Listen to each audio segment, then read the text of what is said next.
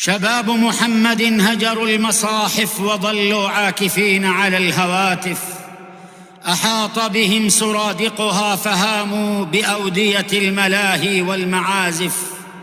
وما أخشاه أن البعض غاصوا ببحر المنكرات بلا زعانف، فهاجوا بين لجتها وماجوا مع التيار والتيار جارف. وما عرفوا السباحة حين عاموا وما خبروا مصارعة العواصف. بلينا بالهواتف في زمان به جيل عن القرآن عازف، تداعى الآكلون على حماهم وهم ما بين رقاص وعازف، يجيدون التغنج والتثني وتشقير الحواجب والطوارف. شباب لا يرون العهر عاراً ولا يتورعون عن السفاسف، أضاعوا الدين والدنيا جميعاً ويبدو البعض منهم غير آسف، وغرتهم نساء ماجنات كأمثال الضفادع والسلاحف. أرى عصر الهواتف شر عصر تلاشت فيه أعراف السوالف، زمان بدلت فيه المبادئ وغيرت المواقع والمواقف. فذاك مهند قد عاد هندا بلا خجل ولم يصرفه صارف، تخلى عن رجولته جهارا يفاخر عن غدا إحدى الوصائف، ويمشي حاني الوركين غنجا وثاني عطفه بين القطائف. أما والله ما في العيش خير إذا عاد الذكور إلى مكالف، وما نفع الحياة لكل حر إذا نزع الحياء من العفائف. إذا لم يستر الأدب العذارى فما نفع التستر بالشراشف. خلقنا للعبادة ما خلقنا لتحمير العوارض والشفائف. إذا سلك الذكور طريق هند ومس إناثهم من ذاك طائف، وساغ لهم مماثلة الغواني وأشباه الرجال من الخوالف، وبات الأمر بالمعروف عيبا وترويج الفجور من الوظائف. فيا سحب المنية ضللينا ويا عمر الزمان إله ناقف. فيا سحب المنية ضللينا ويا عمر الزمان إله ناقف. إذا سخط الإله على أناس تساوى عندهم حق وزائف، يرون العهر ترفيها وفنا وذكر الله أمرا غير هادف. فطاب لبعضهم مدح البغايا ولذ لبعضهم قذف الشرائف. بني دين اسلكوا سبلا فجاجا لرد المارقين إلى المصاحف، هواتفهم ستطحننا رحاها وحينئذ ستجرفنا الجلائف. أرى سخط الإله غدا وشيكا بمسخ أو بخسف أو بقاذف. إذا ما الانحطاط أحاط قوما فمقت الله بالفجار كانف. هي الأخلاق إن بقيت بقينا وإن تلفت فنحن من التوالف. أنبقى في الرذائل والسفاسف وأولى القبلتين بكف عاسف.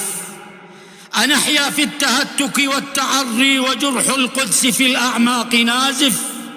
يمر العام والسنوات تترى وغزة تحت نيران القذائف، تصيح وتستغيث بكل يوم أما من منقذ لي أو مساعف، وتصرخ يا بني الإسلام عطفا وهل بقيت لدى الأبناء عواطف.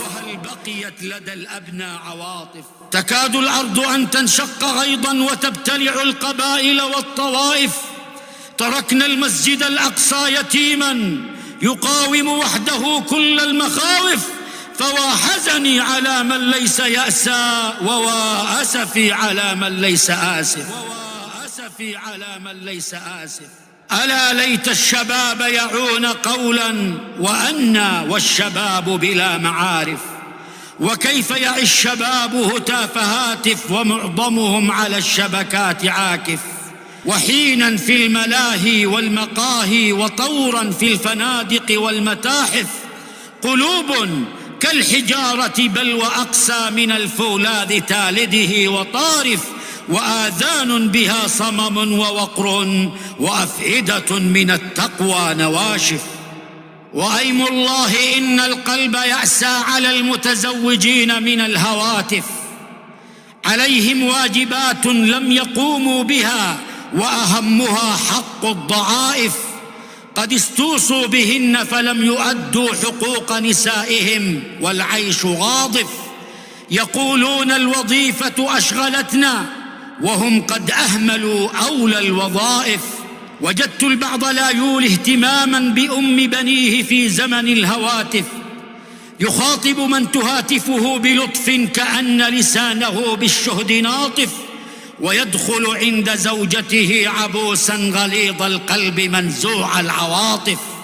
يرى بين الورى برا وقورا عطوفا طيبا لدن المعاطف، يقول الجاهلون به هنيئا لزوجة ذا بذا الزوج الملاطف، ولو علموا حقيقته لقالوا أهذا من العجاج أم العجارف.